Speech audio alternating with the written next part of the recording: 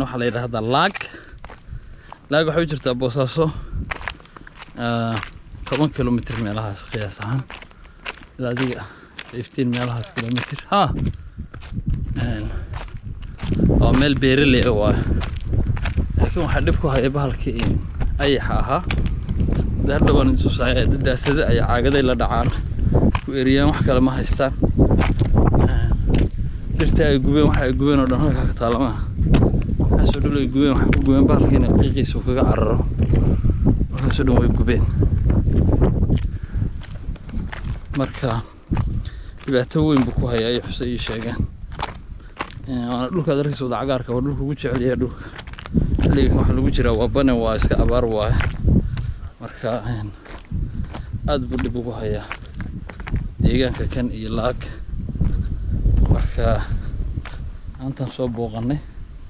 dhul iska biyo mareen beeraley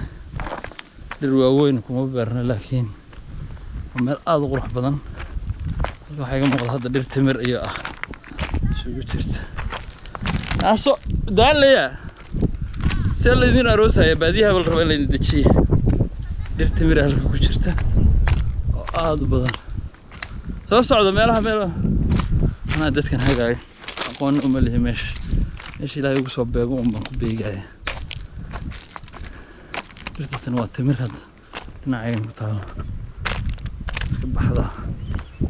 وايو